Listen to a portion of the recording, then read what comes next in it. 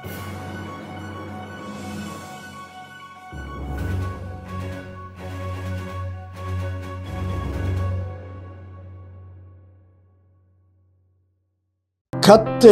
நல்லவர், கர்த்தர் நல்லவர், கர்த்தர் நல்லவர். இந்த நாளிலும் நாம் தியானிக்கும்படியாக தேவன் நமக்கு கொடுத்ததான வார்த்தை யோபுவின் புஸ்தகம் 19ஆம் அதிகாரம் 3ஆம் வசனம். யோபுவின் புஸ்தகம் 19ஆம் அதிகாரம் 3ஆம் வசனம்.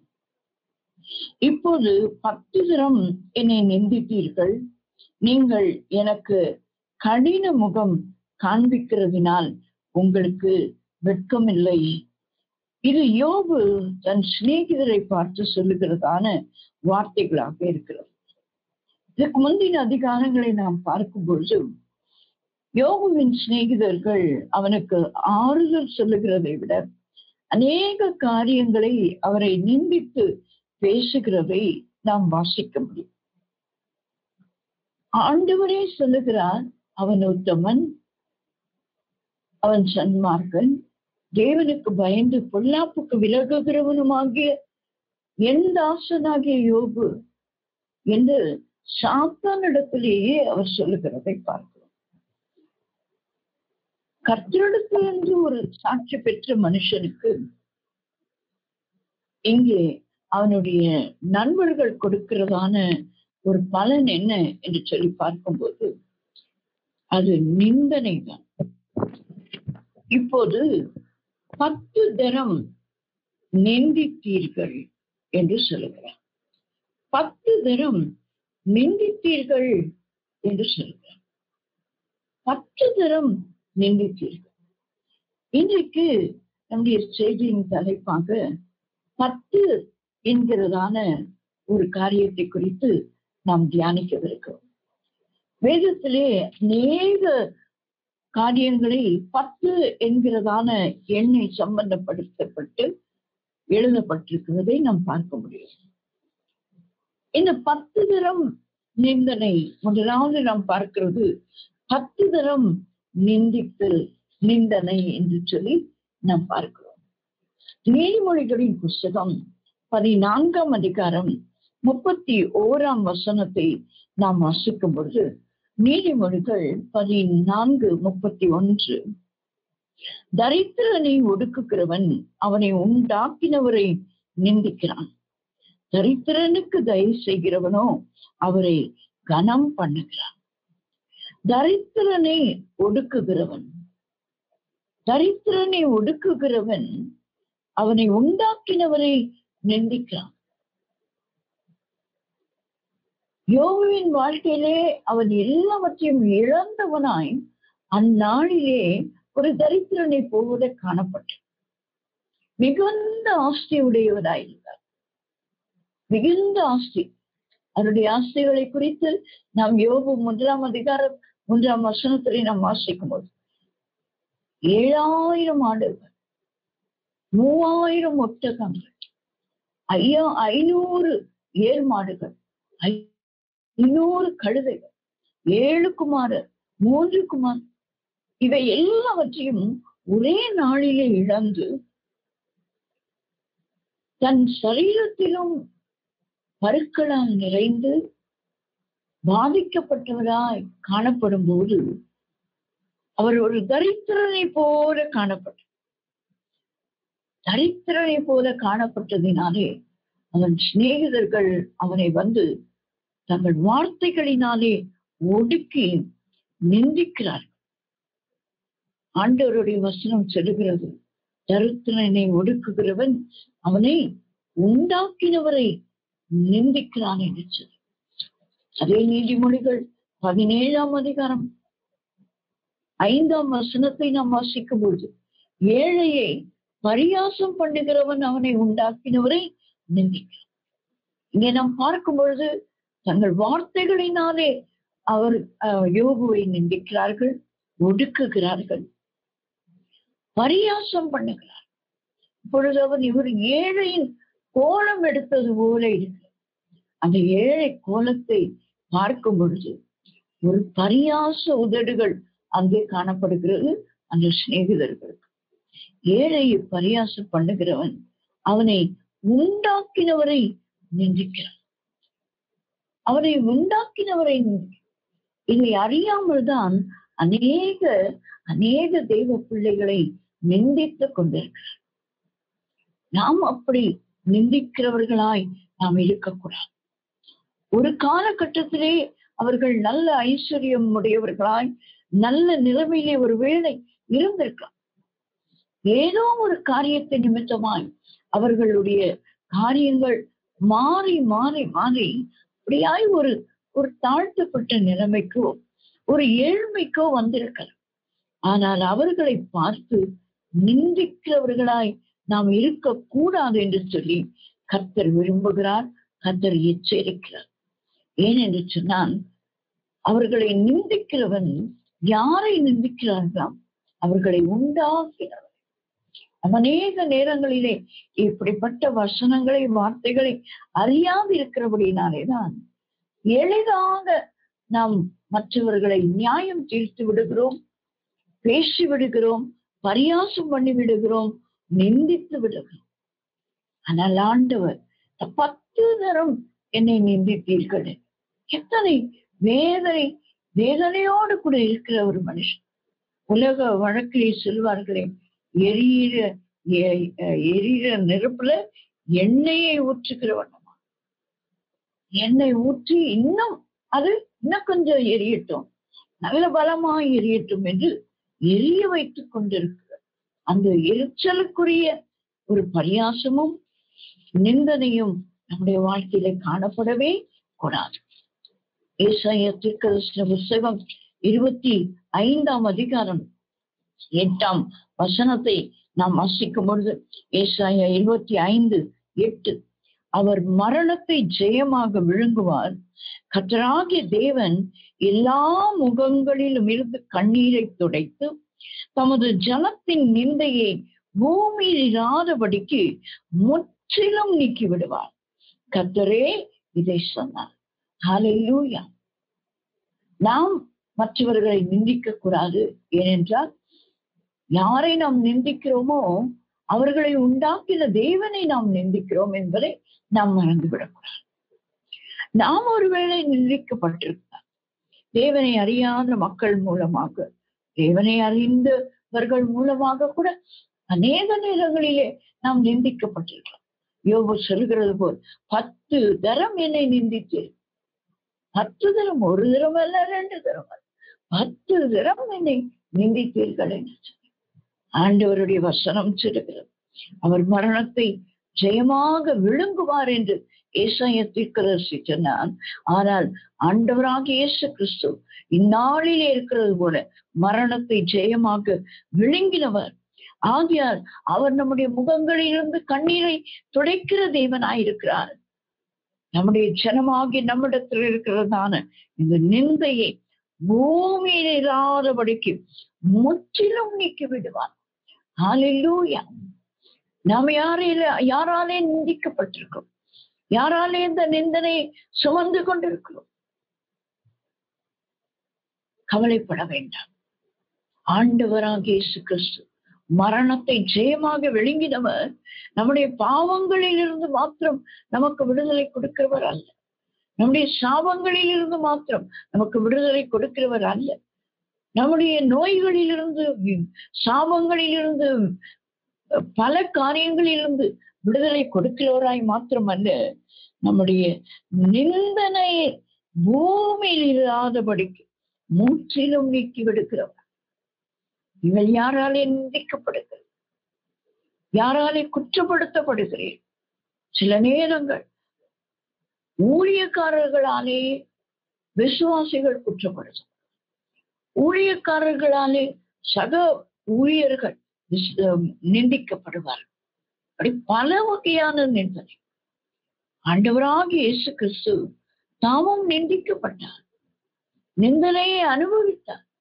ஆகியதான் நிந்திக்கப்படுகிற நமக்கு அவர் மரித்து உயிரோடு எழுந்ததினாலே, அந்த உயிர்த்தெழுதலின் வல்லமையினாலே ஷபாலாதிக்கவா அந்த உயிர்த்தெழுதலின் வல்லமை நம் ஒவ்வொருவரின் நிந்தையையும் பூமியில் இராதபடிக்கு முற்றிலுமாக நீக்க வல்லமையுடையது.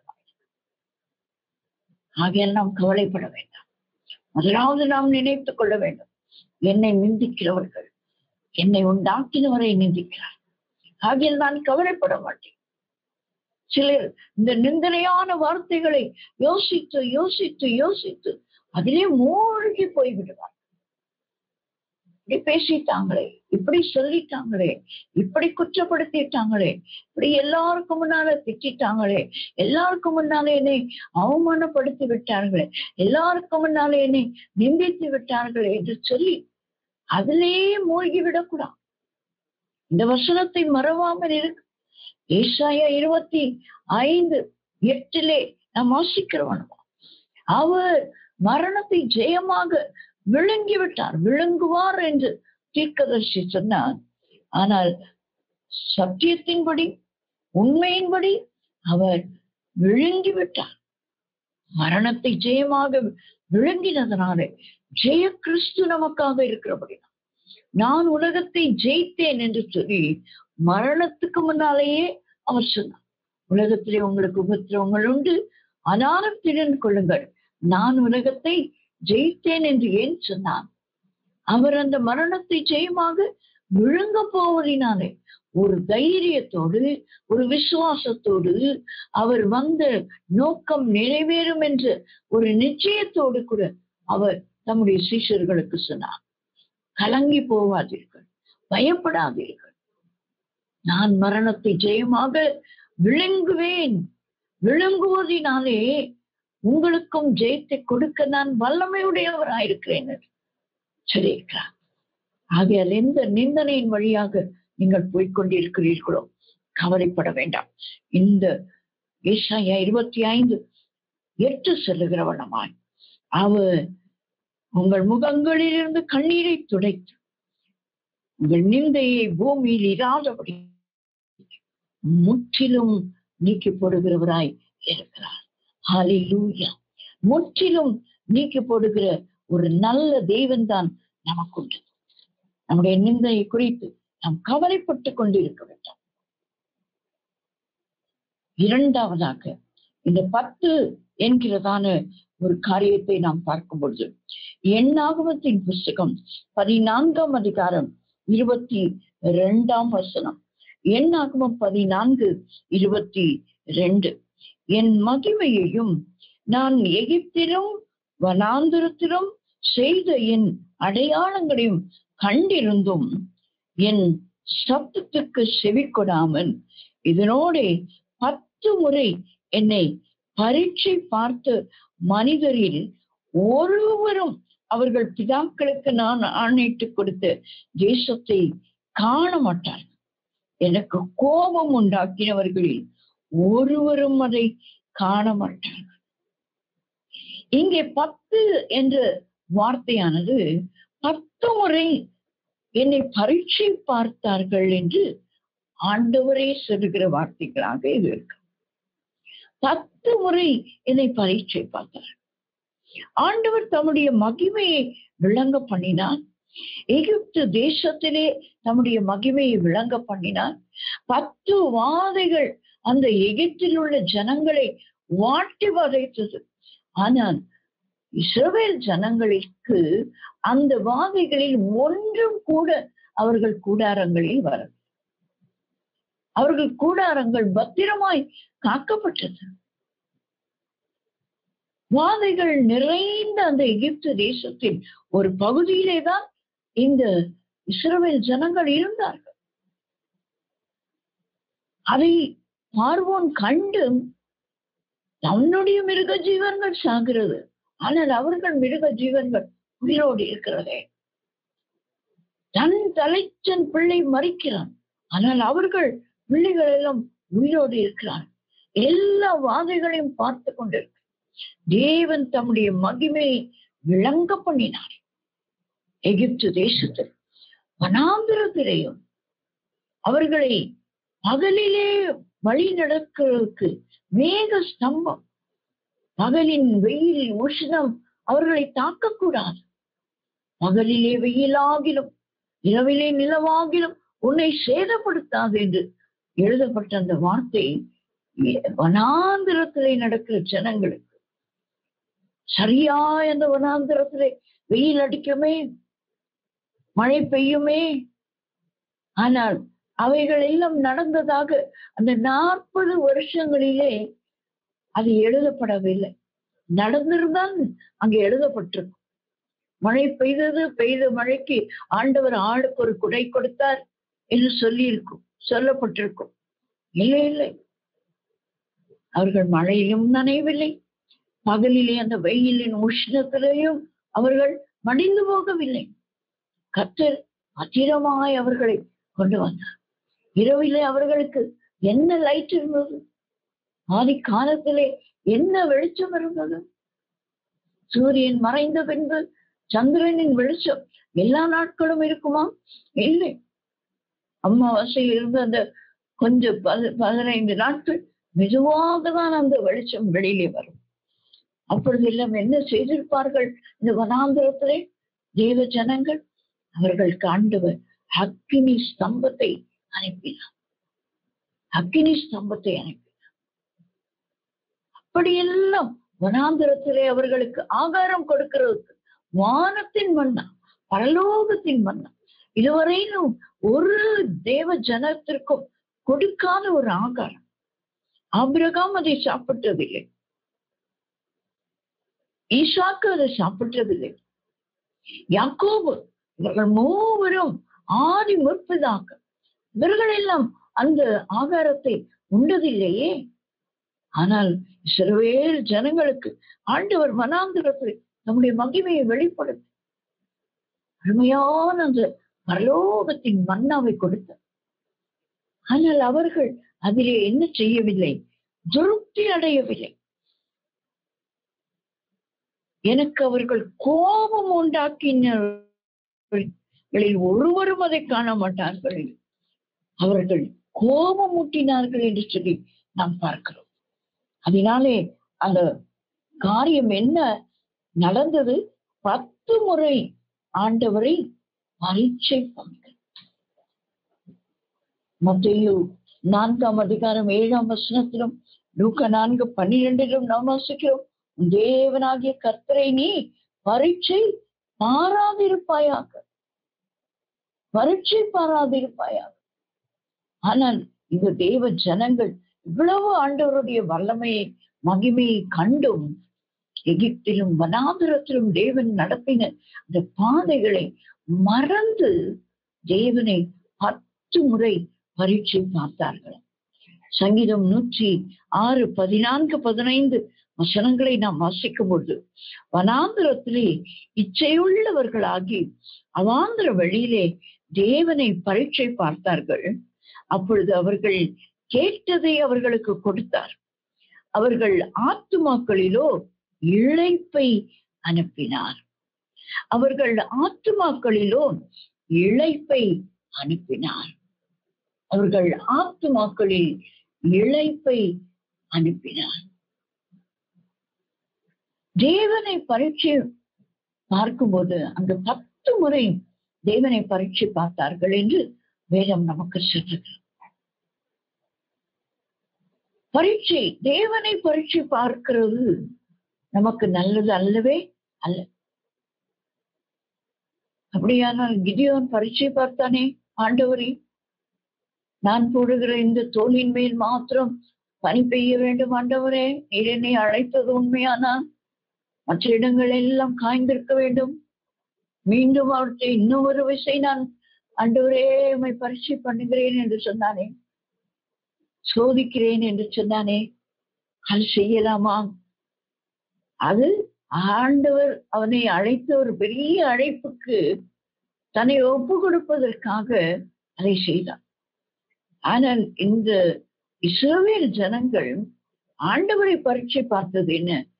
ஆண்டவர் எங்களுக்கு காடைகளை கொடுக்க முடியுமா?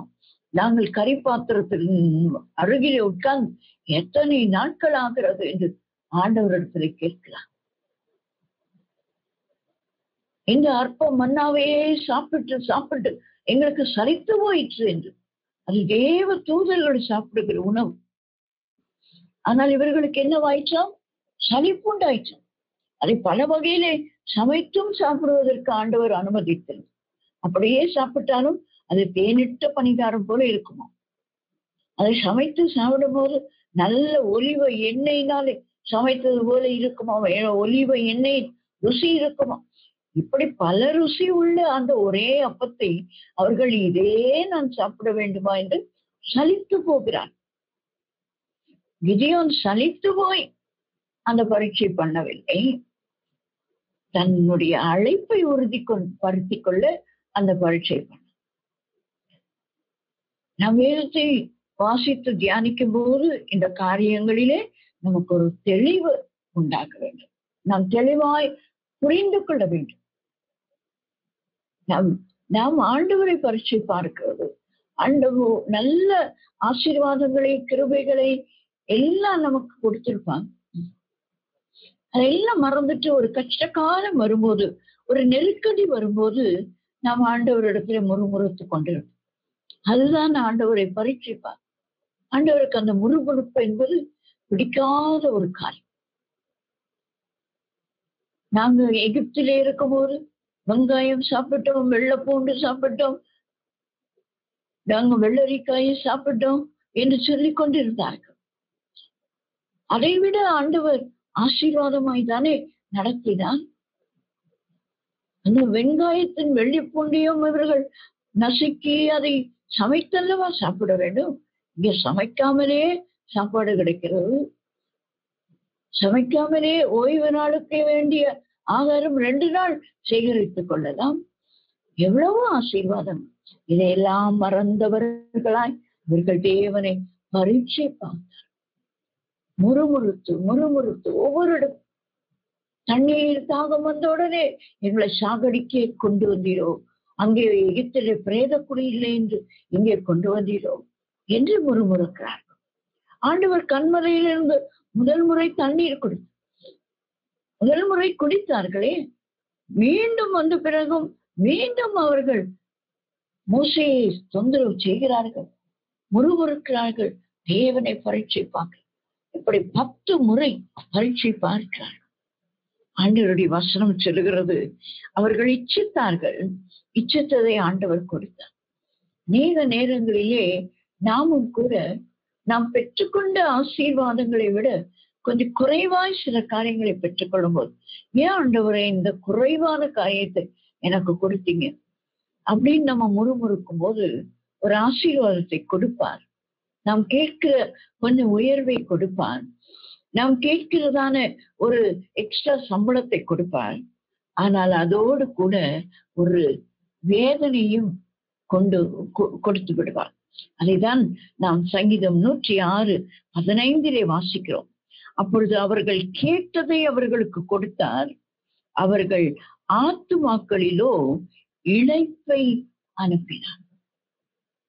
ஆத்துமாக்களிலோ ஒரு இளைப்பாறுதல் இல்லை, ஒரு இளைப்பு, ஒரு வேதனை, ஒரு துன்பம். கர்த்தரின் ஆசீர்வாதமே ஐஸ்வர்யத்தை தரும். அதனோடு அவர் என்ன செய்ய மாட்டார்? வேதனையை கூட்டார். ஆனால் நான் கேட்டு பெற்றுக் கொள்வேனானால், ஆண்டவரே எனக்கு இப்பொழுது நான் இருக்கிற இந்த ஜீவியத்தை விட, வாழ்க்கையை விட நான் அமெரிக்க தேசம் போய் செட்டில் ஆவது எனக்கு ஆசையா இருக்கு, என்னை கொண்டு போங்கன்னு சொன்னா கொண்டு போவார்.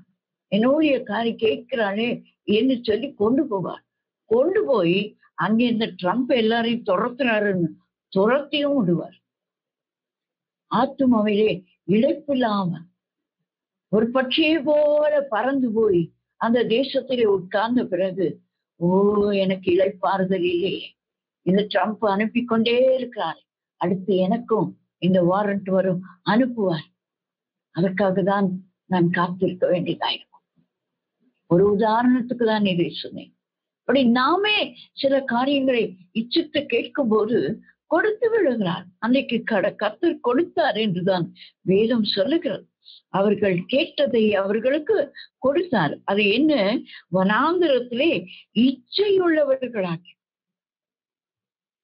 தேவனை பரீட்சை பார்த்தார். அப்படி நாம் இச்சை உள்ளவர்களாய் இச்சை என்று சொன்னால் விபச்சாரம் அப்படிப்பட்டதுதான் நாம் யோசிக்கிறோம். இல்லை இல்லை, இச்சை அடக்கம் ஆவியின் கனியிலே ஒன்று. எல்லாவற்றிலும் நமக்கு அந்த ஒரு அடக்கம் வேண்டும். அந்த அடக்கம் இருக்கும்போது நாம் கர்த்தரை பரீட்சை பார்க்கவே மாட்டோம்.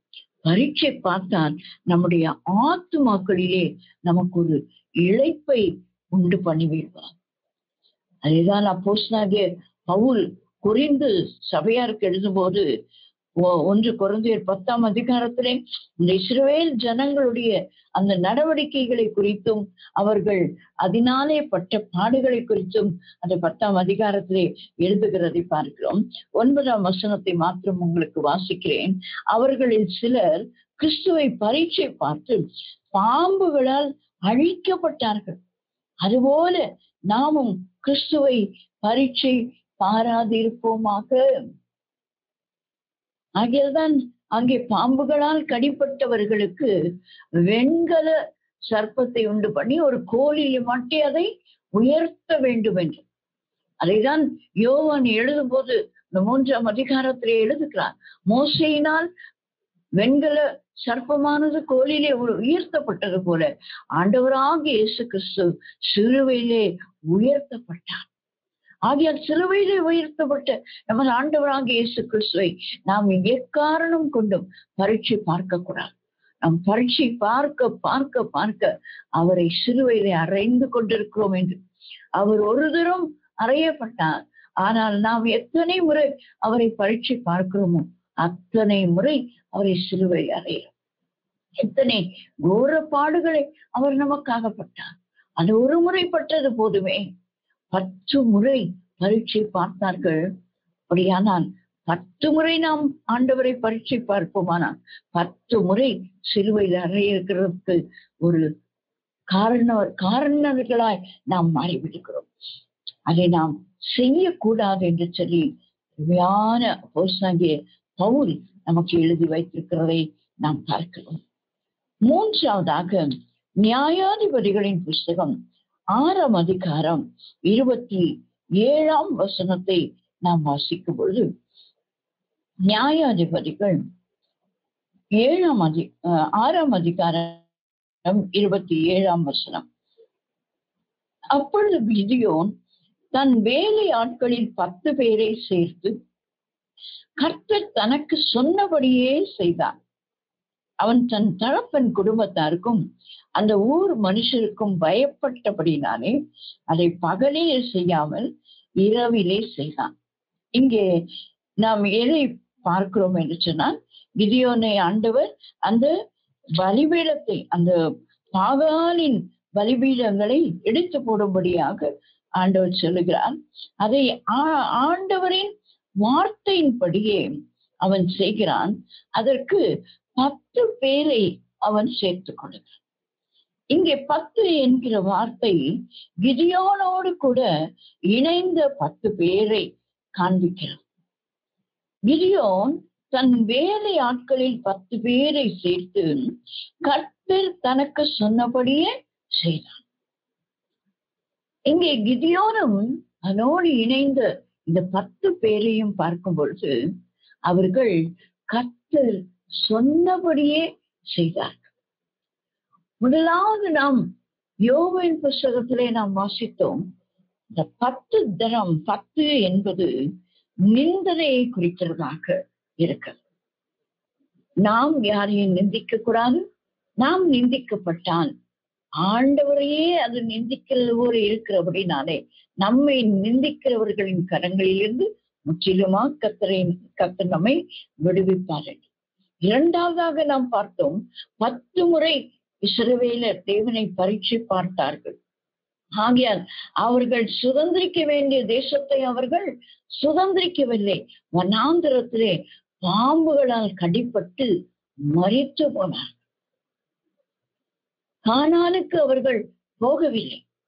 ஆகையால் நாமும் கர்த்தரை பரீட்சை பாராமல் அவரை மறுபடியும் சிலுவையில் அறையாமல் அந்த இன்ப கானானாம் இயேசு வைத்திருக்கிற அந்த பரலோக ராஜ்யத்தை நாம் அடைய வேண்டும். 3ஆவதாக இந்த கிதியோனோடு கூட இந்த 10 பேர் சேர்ந்து கர்த்தர் சொன்னபடியே செய்தார்கள். கர்த்தர் சொன்னபடியே செய்து அநேகரை நாம் வேதத்திலே வாசிக்கிறோம். ஆபிரகாமை குறித்து நாம் வாசிக்கும் பொழுது, ஆபிரகாம் கர்த்தர் சொன்னபடியே அவன் இனத்தை, ஜனத்தை, தகப்பன் வீட்டை விட்டு ஆண்டவர் காண்பித்த தேசத்துக்கு போனான். ஆகையால் கர்த்தர் அவனை என்ன செய்தார்? ஜாதிகளுக்கு தகப்பனாக மாற்றிவிட்டார். ஜாதிகளின் தகப்பனாக அவர் மாறினார். மோசேயை குறித்து நாம் பார்க்கும் பொழுது, மோசே கர்த்தர் சொன்னபடி எல்லாம் செய்தார். ஆகையால் மோசேயை கர்த்தர் என்ன செய்தார்? இஸ்ரவேல் 6 லட்சத்துக்கும் மேற்பட்ட இஸ்ரவேல் புத்திரரை வழி நடத்தி செல்கிற ஒரு நல்ல தலைவனாக கர்த்தர் மாற்றினார். சாமுவேலை குறித்து நாம் வாசிக்கும் பொழுது, சாமுவேலும் கர்த்தர் சொன்னபடியே செய்தார். கர்த்தர் என்னெல்லாம் சொன்னாரோ அதையெல்லாம் செய்தார். சவுலை அபிஷேகம் பண்ண ராஜாவா என்று சொல்லும்போது அபிஷேகம், தாவீதை அபிஷேகம் பண்ண என்று சொல்லும்போது என்ன சொல்லுகிறாரோ அப்படியே செய்தார். ஆகியால் தான் தான் முதல் பெயர் செவா மட்டும் ஒரு தீர்க்கதரிசி, அவரை போல ஒரு தீர்க்கதரிசி அதற்கு முன்னும் இருந்தது இல்லையாம், அதற்கு பின்னும் எழும்பினது இல்லை என்று எத்தனையோ தீர்க்கதரிசிகள் அவருக்கு பிற்பாடும் அவருக்கு முன்னும் இருந்திருக்கிறார். ஆனால் அவரை போல ஒரு தீர்க்கதரிசி இருந்ததில்லை என்று வேதம் நமக்கு சொல்கிறது. கர்த்தர் சொன்னபடியே நாம் செய்கிறவர்களாய் நாம் இருக்க வேண்டும். இந்த 10 பேர் விதியோனோடு கூட சேர்ந்து பகலிலே செய்வதற்கு அவர்கள் பயந்தார்கள். ஆனால் இரவிலே என்ன செய்தார்கள்? அந்த பகாலின் எல்லா படிப்பிடங்களையும் இழுத்து போட்டு விட்டார்கள். ஆகையால் அவனுக்கு தகப்பன் வைத்த பெயர் யெருபாகால் என்று. அவனோட பெயரோடு கூட அது சேர்ந்து விட்டு, ஏனென்றால் கர்த்தர் சொல்லுகிறான் அவைகளை நீ இடித்து போட வேண்டும். முதலாவது அந்த வேலை, அதற்கு பிற்பாடுதான் போய் ஜெயம் எடுக்கிற ஒரு யுத்தத்தில் நிற்கிற ஒரு வேலை. அப்படியானால் ஆண்டவர் நம் ஒவ்வொருவருக்கும் ஒவ்வொரு யுத்தத்தை வைத்திருக்கிறார், ஒவ்வொரு வேலையை வைத்திருக்கிறார், ஒவ்வொரு காரியத்தை வைத்திருக்கிறார். அதை நாம் செய்வதற்கு முன்னதாக அவர் சொன்னபடி செய்கிறவர்களாய் நாம் இருக்க ஒரு உத்தம கீழ்ப்படிதலை கர்த்தர் விரும்புகிறார். வலியை அல்ல, கீழ்ப்படிதலையே கர்த்தர் விரும்புகிறார். வலியை அல்ல. ஸ்தோத்திர பலி செலுத்தலாம், 100, 1000, 5000, 10,000 என்று ஸ்தோத்திரம் செலுத்திக் கொண்டிருக்கலாம். அதை ஆண்டவர் விரும்பவில்லை. நான் சொல்வதை செய், நான் சொல்வதின்படி செய். நோவாவை குறித்து நாம் பார்க்கும் பொழுது, நோவாவின் காலத்திலே மழை பெய்யவே இல்லை. ஆனால் ஆண்டவர் சொல்லுகிறார், நான் ஒரு பெரிய ஒரு மழை பெய்ய வைத்து ஒரு பெரிய வெள்ளத்தை உண்டு பண்ணி இந்த ஜனங்களை, இந்த பொல்லாத குணமுள்ளவர்களை எல்லாம் அழிக்க போகிறேன். அவர்கள் நிமித்தமாய் எல்லா மிருக ஜீவன்கள், பறவைகள், ஊரும் பிராணிகள் எல்லாம் அழிக்கப்பட போகிறது. ஆனால் நீ ஒரு பேழையை செய், அதிலே அதற்குரிய அளவுகள், அதற்குரிய அறைகள், அதிலே யார் யாரை சேர்க்க வேண்டும், அதிலே என்னென்ன கொண்டு போக வேண்டும், எல்லாம் ஆண்டவர் சொல்கிறார். ஆண்டவர் சொன்னபடியே நோவா செய்ததினாலே அவனும் அவன் குடும்பத்தாரும் அந்த அழிவிலிருந்து காக்கப்பட்டார். நோவா சொல்லியிருக்கலாம், என்ன மழை என்றால் என்ன ஆண்டவரே, அது எனக்கு தெரியலையே, அது வந்தால் எப்படியா அழிவு வரும் என்று கேள்விகள் கேட்கவில்லை. ஆபிரகாமை பாருங்கள், நோவாவின் வம்சத்திலே வந்தவர் தான்.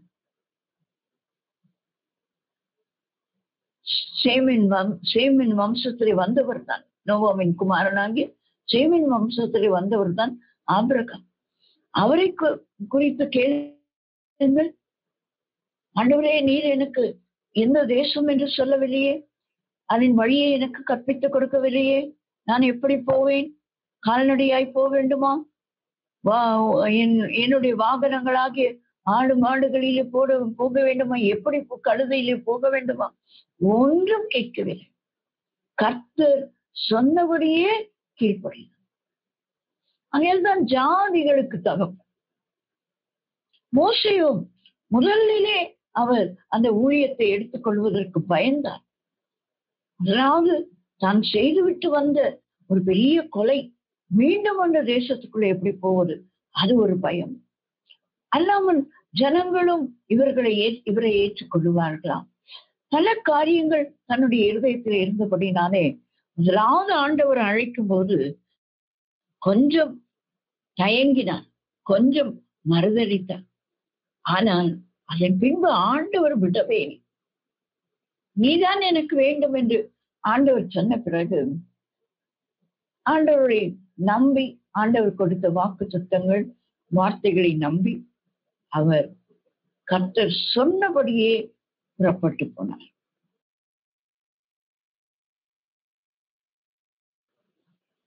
கர்த்தர் சொன்னபடியே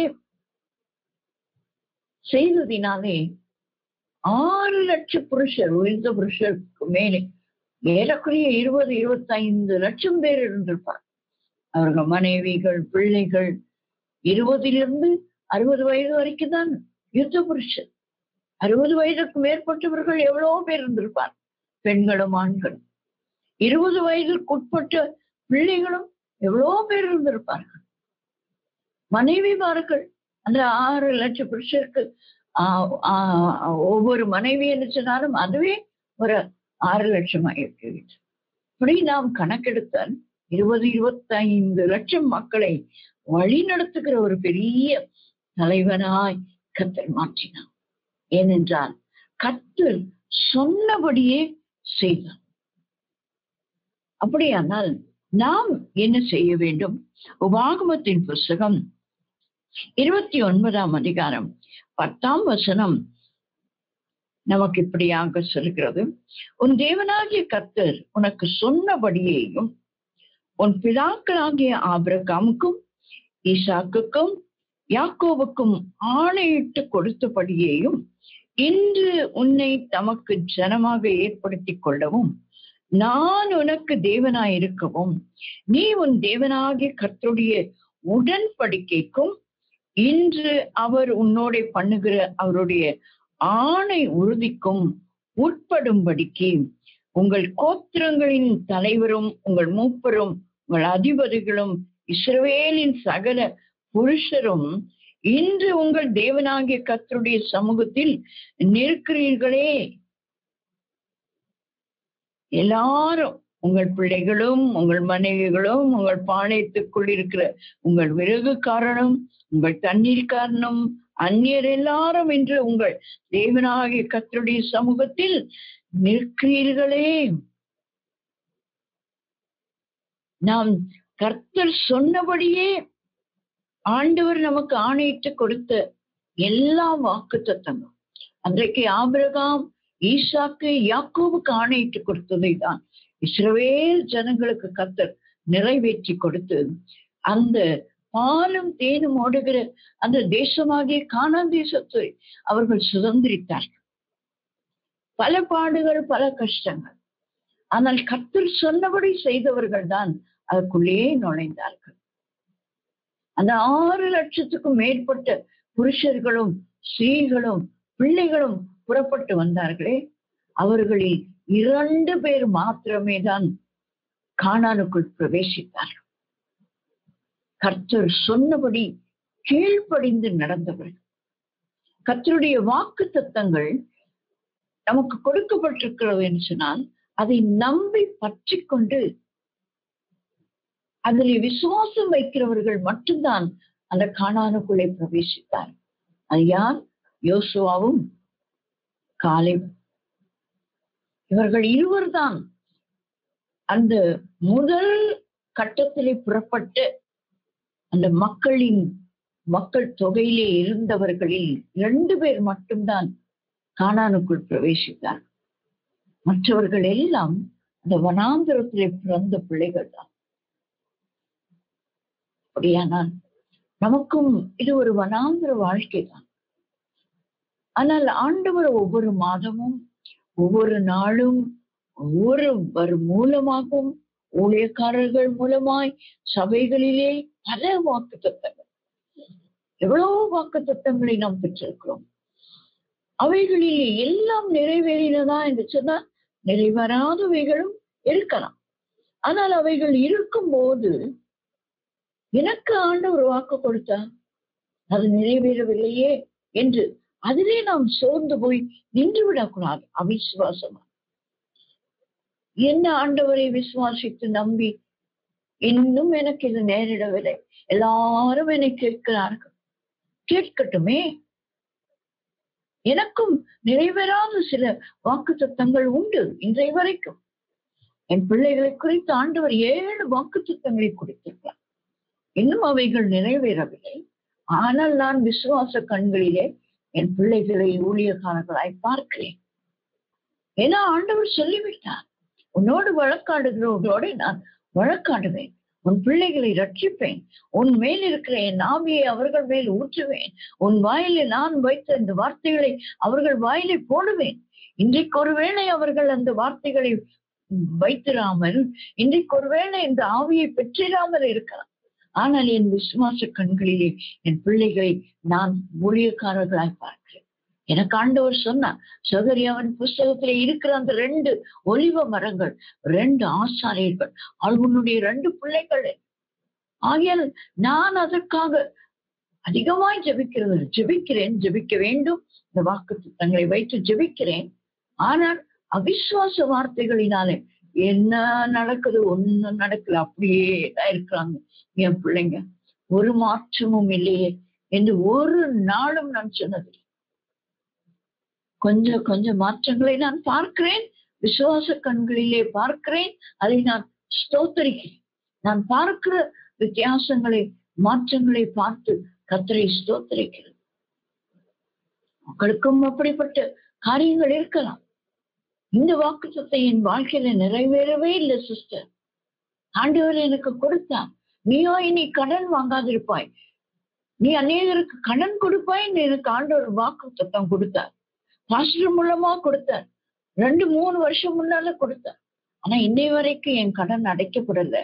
இன்னை வரைக்கும் நான் கடன் மற்றவங்களுக்கு கொடுக்கிறவளாய் மாறல என்று நீங்கள் நினைக்கலாம்.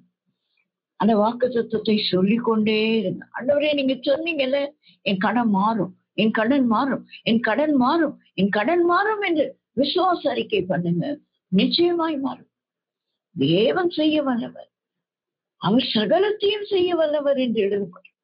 அப்படியானால் நாம் ஆண்டவர் சொன்னபடியே நமக்கு கொடுத்த வாக்கு சுத்தங்களை அவர் நிறைவேற்ற வல்லவராயிருக்கிறார்.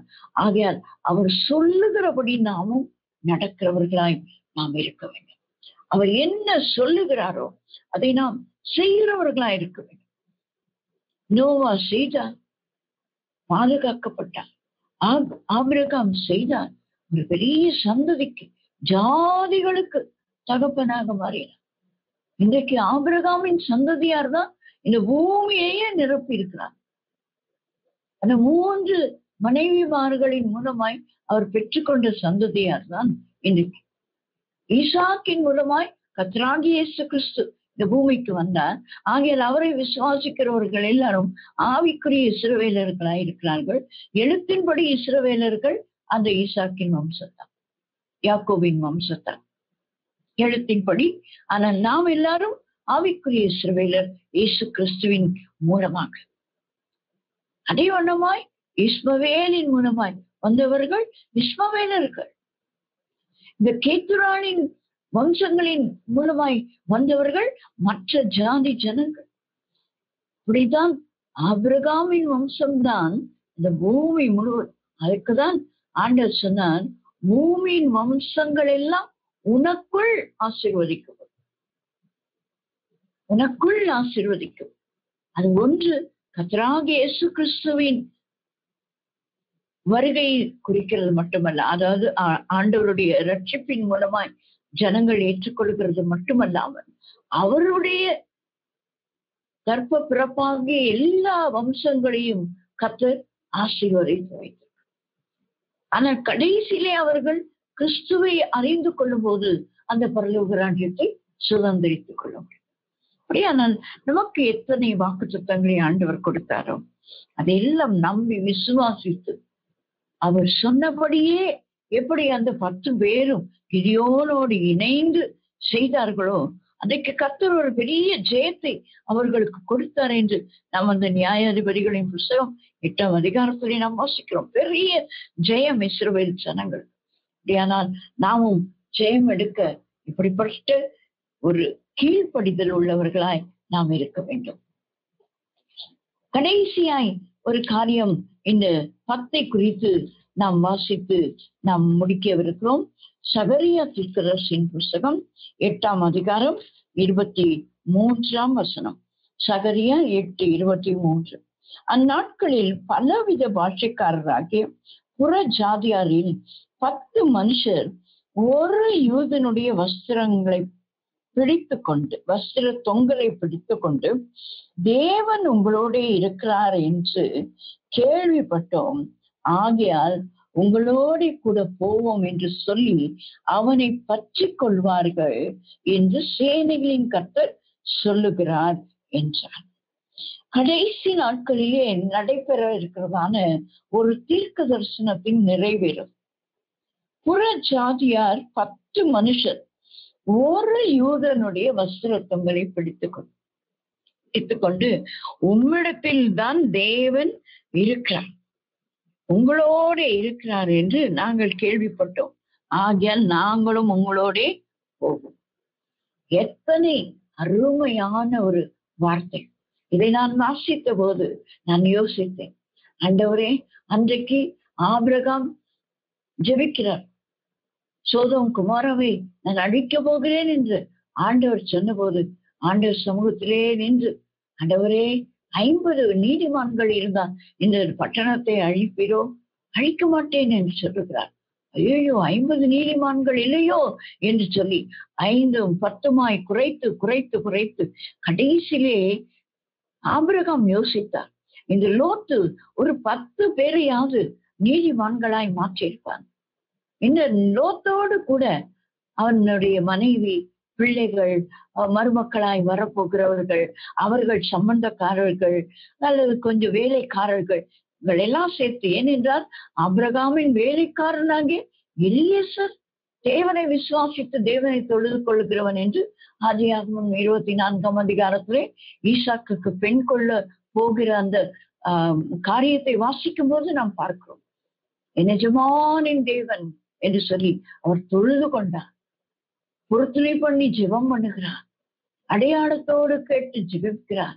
ஆகையால் இந்த ஆபிரகாம் நினைத்தால் அப்படி ஒரு 10 பேரையாவது இந்த லோத்து நீதிமான்களாய் மாற்றிருப்பானே என்று சொல்லிதான் 10 நபரோடு கூட நிறுத்தி விட்டான் இந்த ஆபிரகாம். 10 நீதிமான்கள் இருந்தால் அழிக்க மாட்டீரோ என்று சொன்னார். 10 நீதிமான்கள் இருந்தாலும் அழிக்க மாட்டேன். அவர் ஜெபித்திருக்க வேண்டிய ஜெபம் என்ன தெரியுங்களா? ஒரு நீதிமான். ஏனென்றால் வேதம் சொல்லுகிறது, லோத்து தான் நீதிமானாயிருந்தான். நீதிமானாயிருந்து அந்த தேசத்திலே நடக்கிற காரியங்களை பார்த்து துக்கித்துக் கொண்டிருந்தான். அவன் மட்டும்தான் நீதிமான்.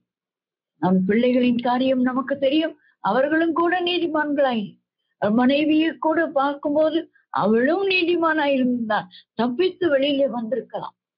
நீதிமான் அவன் ஒருவனே. அங்கே நாம் பார்க்கும்போது ஒரு நீதிமான் தான் அந்த பட்டணத்திலே. அந்த பட்டணம் அழிக்கப்படாதபடிக்கு காத்துக் கொள்ளப்பட 10 நீதிமான்கள் இருந்தாலும் போதும் என்று ஆண்டவர் சொன்னார். ஆனால் அங்கே 10 நீதிமான்களே. இங்கே நாம் பார்க்கும்போது ஒரே ஒரு யூதனை 10 பேர் வந்து பிடித்துக் கொண்டு சொல்லுகிறார்களாம், உம்மிடத்தில் தேவன் இருக்கிறார், நாங்களும் உங்களோட போவோம். அப்படியானா யூதன் என்பது எதை குறிக்கிறது? துதிக்கிற தெய்வ ஜனங்களை குறிக்கிறது. யூத கோத்திரத்தில் வந்த ஆண்டவராக இயேசு கிறிஸ்துவை தங்களுடைய சொந்த இரட்சகராக ஏற்றுக்கொண்டு அவருடைய சீஷர்களாய் மாறி அவரை பின்பற்றி நடக்கிறவர்களை குறிக்கிறது ஒரு யூதன். இன்றைக்கு நீங்களும் நானும் இயேசு கிறிஸ்துவின் நிமித்தமாய் நாம் யூதர்களாக இருக்கிறோம். எழுத்தின்படி யூதர்கள் அல்ல, யூத வம்சத்திலே வந்தவர்கள் அல்ல. நமக்கு அந்த யூத கோத்திரத்தின் காரியங்கள் கிடைக்காது. ஆனால் ரோமருக்கு எழுதின நிருபத்திலே 3ஆம் அதிகாரத்திலே அப்போஸ்தலனாகிய பவுல் எழுதுகிறது போல, அந்த ஒலிவ மரத்தில் இருந்த அந்த ஒரிஜினல் கிளையானது வெட்டப்பட்டு ஒட்டப்பட்டு கிளைகளாய் நாம் எல்லாரும் இருக்கிறோம். ஒலிவ மரமாகிய இயேசுவிலே இருந்த ஒரிஜினல் கிளை யாருக்கு? அந்த யூதர்கள். அவருக்கு சொந்தமானதிலே வந்தார், அவருக்கு சொந்தமானவர்களோ அவரை ஏற்றுக்கொள்ளவில்லை என்று யோவான் 1ஆம் அதிகாரத்திலே நாம் வாசிக்கிறோம். யூதருக்கு ராஜாவாக தான் அவர் வந்தார், யூத வம்சத்திலே அவர் வந்தார். ஆனால் யூதர்கள் அவரை ஏற்றுக்கொள்ளவில்லை. ஏற்றுக்கொள்ளாத அந்த ஒலிவ மரத்தின் கிளைகளை வெட்டிவிட்டு அதுல நம்மளை எல்லாம் என்ன பண்ணியிருக்காருங்க, புற ஜாதிகளாகிய நம்மை ஒட்ட வைத்துக் கொண்டிருக்கோம். நாம் ஒட்டப்பட்ட ஒட்டு மரங்கள். நாம் ஒரிஜினல் மரமாக இயேசுவிலே ஒட்டப்பட்ட ஒலிவ மரங்களாய் நாம் இருக்கும்போது நம்மை 10 பேர் பின்பற்றி வருவார்கள். 10 பேர் நம்மை பின்பற்றி வருகிறது எதை குறிக்கிறது என்று சொன்னால், கடைசியாய் சொல்லி முடிக்கிறேன். லூக்கா எழுதின சுவிசேஷம் 19ஆம் அதிகாரம் 13ஆம் வசனத்தை நாம் வாசிக்கும் பொழுது, அதிலே ஆண்டவராக இயேசு கிறிஸ்து பரலோக ராஜ்யத்தை குறித்ததான ஒரு உவமையை கொஞ்சம் வித்தியாசமாய் சொல்லுகிறதை நாம் பார்க்கிறோம். அந்த 19ஆம் அதிகாரம் 13ஆம் வசனத்தை நான் வாசிக்கிறேன். புறப்படும் போது அவன் முந்தின வசனத்தையும் வாசிக்கிறேன். பிரபுவாகிய ஒருவன் ஒரு ராஜ்யத்தை பெற்றுக்கொண்டு திரும்பி வரும்படி தூர தேசத்துக்கு போக புறப்பட்டான். புறப்படும் போது அவன் தன் ஊழியக்காரரின் 10 பேரை அழைத்து அவர்களிடத்தில் 10 ராத்தல் திரவியம் கொடுத்து, நான் திரும்பி வரும் அளவும் இதை கொண்டு வியாபாரம் பண்ணுங்கள் என்று சொன்னான். அவன் ராஜ்யத்தை பெற்றுக்கொண்டு திரும்பி வந்த போதோ 16ஆம் வசனம், அப்பொழுது முந்தினவன் வந்து, ஆண்டவனே மன்னிக்க வேண்டும், 15 நான் சேர்த்து வாசிக்கிறேன். அவன் ராஜ்யத்தை பெற்றுக்கொண்டு திரும்பி வந்தபோது தன்னிடத்தில் திரவியம் வாங்கியிருந்த அந்த ஊழியக்காரரில் அவனவன் வியாபாரம் பண்ணி சம்பாதித்தது இவ்வளவென்று அறியும்படி அவர்களை தன்னிடத்தில் அழைத்து வர சொன்னான். அப்பொழுது முந்தினவன் வந்து, ஆண்டவனே உம்முடைய ராத்தலில் 10 ராத்தல் ஆதாயம் கிடைத்தது என்றான். எஜமான் அவனை நோக்கி, நல்லது உத்தம ஊழியக்காரனே, நீ கொஞ்சத்தில் உண்மை உள்ளவனாய் இருந்தபடியால் 10 பட்டணங்களுக்கு அதிகாரியாயிரு என்றான். ஹல்லேலூயா, ஹல்லேலூயா. இந்த உவமையை எத்தனை பேர் நாம் வாசித்திருக்கிறோம்? இது எதை குறிக்கிறது தெரியுங்களா? ஒரு ராஜ்யத்தை பெற்றுக்கொண்டு திரும்பி வருகிறதற்கு, ஒரு ராஜ்யத்தை பெற்றுக்கொண்டு திரும்பி வரும்படி தூர தேசத்துக்கு போக புறப்பட்ட பிரபுவாகிய நம்முடைய ஆண்டவராகிய இயேசு கிறிஸ்து, அவர் வரும்போது ஒரு 1000 வருடம் இந்த பூமியிலே அரசாட்சி செய்வதற்காக மீண்டும் வரப்போகிறார். 1000 வருடம் அரசாட்சி. இப்பொழுது நடக்கிற இந்த 5 வருடங்கள் அல்லங்க. இந்த 5 வருடத்துக்கு எவ்வளவு போட்டிகள், பொறாமைகள். ஆனால் 1000 வருடம் பிரபுவாகிய இயேசு கிறிஸ்து ஆட்சி செய்ய போகிறார். அந்த ராஜ்யத்தை பிதாவினிடத்திலிருந்து பெற்றுக்கொண்டு வரப்போகிறான். போறதுக்கு முன்னால என்ன செய்திருக்கிறான்? 10 ராக்கள் கொண்டு நமக்கு எல்லாருக்கும் கொடுத்துட்டு போயிருக்கிறார். அதுல எத்தனை ஒரே ராக்களை வைத்து 10 ராக்கள் ஆக்கினவர்களும் இருக்கலாம். 2ஆம் ஊழியக்காரன் வந்து சொல்லுகிறான், நம்முடைய ராத்தலிலே 5 ராத்தல் ஆதாயம் கிடைத்தது. அவன் எத்தனை உபயோகப்படுத்தினானோ தெரியாது, ஆனால் அவனுக்கு ஆதாயம் 5. அப்போ அவனுக்கு என்ன சொல்லுகிறார்? நீ 5 பட்டணங்களுக்கு அதிகாரியாயிரு. இந்த 10 பேர் ஒரு யூதனை பற்றி கொள்கிறதற்கு காரணம் என்னங்க? உங்களிடத்திலும் என்னிடத்திலும் ஆண்டவர் 10 ராத்தலை கொடுத்து விட்டு போயிருக்கிறார். இதை நாம் பயன்படுத்தி ஆண்டவருக்கு அதை பன்மடங்காய் அவர் வரும்போது, அந்த ராஜ்யத்தை கொடுக்க வரும்போது, அவரிடத்திலே நாம் எவைகளை கொடுக்கிறோமோ அவைகளுக்குரிய பலனை நாம் பெற்றுக்கொள்ள போகிறோம். நாம் மத்தேயு 25ஆம் அதிகாரத்திலே நாம் வாசிக்கும் பொழுது அங்கே அந்த 10 தாலந்துகளை குறித்து நாம் பார்க்கிறோம்.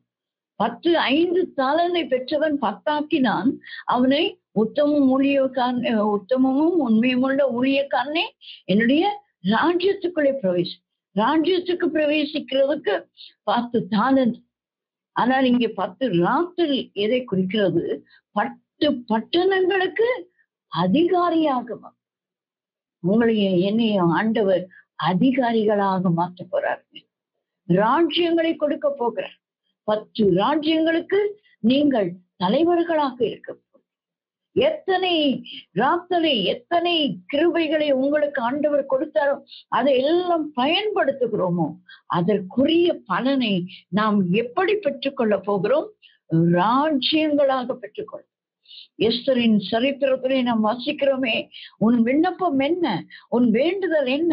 என் ராஜ்யத்திலே பாதி மட்டும் கொடுக்கிறேன், பாதி கூட நான் உனக்கு கொடுத்துடுறேன் அப்படின்னு சொல்லுறாரு. நம்முடைய ஆண்டவர் என்ன சொல்லுகிறாரு? நீ எத்தனை உபயோகப்படுத்துகிறீர்கள், நீ எத்தனை தாளந்துகளை, எத்தனை கிருபைகளை, எத்தனை காரியங்களை நீ உபயோகப்படுத்துகிறாய். உன்னோடு கூட 10 பேர் வந்து கேட்கிறார்கள், உன்னோடு கூட சேர்ந்து கொள்ள ஆசைப்படுகிறார்கள், உன்னோடு இணைந்து உன்னை பின்பற்ற விரும்புகிறார்கள். நீ அவர்களை வழி நடத்த ஆயத்தமாய் இருக்கிறாயா என்று கர்த்தர் கேட்கிறார். அவர் வரும்போது அவர் ராஜ்யங்களை நமக்கு கொடுக்க போகிறார். 10 ராத்தலை சம்பாதித்தவன் அதை கொடுக்கும் போது, நீ 10 ராத்தலை சம்பாதித்தாய், ஆகையால் நீ 10 பட்டணங்களுக்கு அதிகாரியாயிரு. உங்களைய என்னையும் அழைத்த இந்த ஆண்டவர் சும்மா அழைக்கலைங்க. வெறுமனே வந்து வெறுமனே போகிறவர்கள். நான் நிர்வாணியாய் வந்தேன், நிர்வாணியாய் ஆண்டவரிடத்திலே போகிறேன் என்று, வெறும் கையாய் வந்தேன், நான் வெறும் கையாய் போவேன் என்று நாம் போறது அல்ல. ஆண்டவராகிய இயேசு கிறிஸ்து நமக்கு கொடுத்த எல்லா காரியங்களையும் நாம் 10 மடங்கு உபயோகப்படுத்துகிறவர்களாய் நாம் இருக்க வேண்டும். 10 மடங்கு. தானியேலை குறித்து நாம் வாசிக்கும் பொழுது அவன் தன்னுடைய இச்சை அடக்கத்தை அந்த 10 நாள் வரைக்கும் எங்களை சோதித்து பாரும் என்று சொல். ஆகையால் அவர்களுக்கு கொடுத்த ஆகாரம் எல்லாம் ராஜபோஜனம் அல்ல, ராஜபானம் அல்ல, வெறும் பருப்பு வகைகளும் சாதாரண தண்ணீரும். ஆனால் அவர்கள் எப்படி இருந்தார்கள் என்று வேதத்திலே நாம் வாசிக்கும் பொழுது 10 மடங்கு சமர்த்தராய் இருந்தார்களாம். தானியேல் 1ஆம் அதிகாரத்திலே 20ஆம் வசனத்திலே நாம் வாசிக்கும் பொழுது 10 மடங்கு சமர்த்தர். கர்த்தருக்காய் நாம் எதை இழக்கிறோமோ அதையெல்லாம் நாம் கர்த்தருக்காய் சேர்க்கிறவர்களாய் மாறும். அதுதான் ஆண்டவர் சொன்னார், என் நாமத்தின் நிமித்தம் எவைகளை நீங்கள் இழந்தீர்கள் அவைகளை எல்லாம் 100 அத்தனையாய் இந்த பூமியிலே துன்பத்தோடும் பெற்றுக்கொள்வீர்கள், மறுமையிலே நித்திய ஜீவனையும் பெற்றுக்கொள்வீர்கள். ஆண்டவராகிய இயேசு கிறிஸ்து வரும்போது எப்பொழுது ரகசியமாய் வந்து மனவாட்டி சபையை கொண்டு போக போகிறார். அந்த 7 வருஷம் அந்தி கிறிஸ்துவின் ஆட்சிக்கு பின்பு பகிரங்கமாய் இயேசு வருவார். அவரோடு எடுத்துக்கொள்ளப்பட்ட நாமும் வருவோம். அந்த விசுவாசத்தோட கூட அறிக்கை செய்கிறேன், நாமும் வருவோம். வந்து கர்த்தருக்காய் நாம் செய்த காரியங்களுக்காய் ஆண்டவர் அந்த 1000 வருட அரசன், 5-10 வருஷம் இல்லைங்க, யோசிச்சு பாருங்க. 1000 வருட அரசாட்சியிலே நமக்கு ராஜ்யங்களை கொடுத்து அதிலே அதிகாரிகளாய் நம்மை வைக்க போகிறான். ஆகையால் நாம் எவைகளை கர்த்தருக்காய் செய்கிறோமோ அதை மனப்பூர்வமாய், மன உற்சாகமாய் செய்வோம். காணிக்கை கொடுக்கிறது மட்டுமல்லங்க, கர்த்தருக்காய் நம்மை கொடுக்கிறது, அது ரொம்ப முக்கியம். நம்முடைய சரீரத்தை நம்முடைய தூக்கத்தை விட்டு கொடுக்கிறது, நம்முடைய சரீர பலவீனத்தின் மத்தியிலும் கத்தருக்காய் ஓடுகிறது. எல்லாம் நாம் செய்யும் போது அவர் வரும்போது நம்முடைய ராஜ்யத்தின் பங்கிலே நமக்கு ஒரு பெரிய பங்கு வைத்திருக்கிறார். ஆகியால் சோர்ந்து போகாமல் அவருக்காக நாம் உழைப்போம். கர்த்தர் நம்மை ஆசீர்வதிப்பாராக.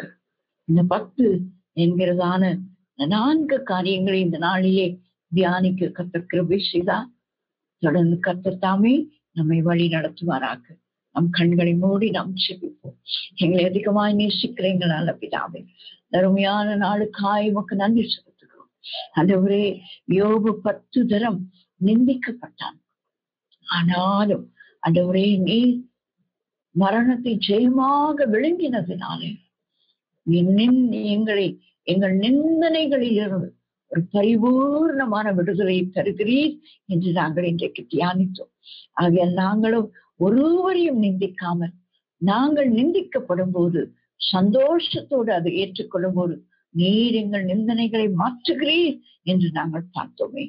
அதுபோல ஆண்டவரே, 10 முறை பரீட்சை பார்த்தார்கள் என்று நாங்கள் பார்த்தோம்.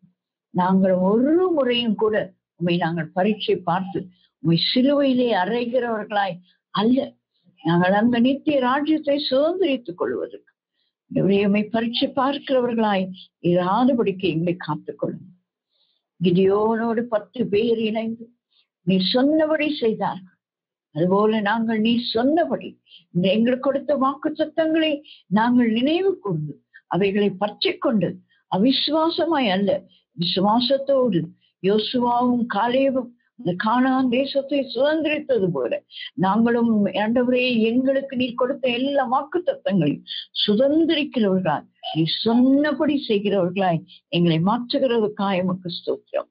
கடைசியாய் அந்த ஒரு யூதனை 10 மனுஷர் பிடித்துக் கொள்கிறது போல ஆண்டவரே, எங்களை பிடித்துக் கொள்ளுகிறதான அந்த 10 பேருக்கும் 10 பேரையும் நாங்கள் நீதிமான்கள் ஆக்கத்தக்கதாங்க ஆண்டவரே, அது நிமித்தம் நாங்கள் 10 ராத்திரி சம்பாதித்தோம் ஆண்டவரே என்று உடைய சமூகத்திலே நாங்கள் கொண்டு வந்து நிறுத்தத்தக்கதாங்க அதற்குரிய பலனாகிய 10 பட்டணங்களின் அதிகாரிகளாக நாங்கள் மாறுவதற்கு கர்த்தர் எங்களுக்கு கிருபை செய்கிறாங்க. தாழ்த்தி உடைய கரத்தில் ஒப்புக் கொடுக்கிறோம்.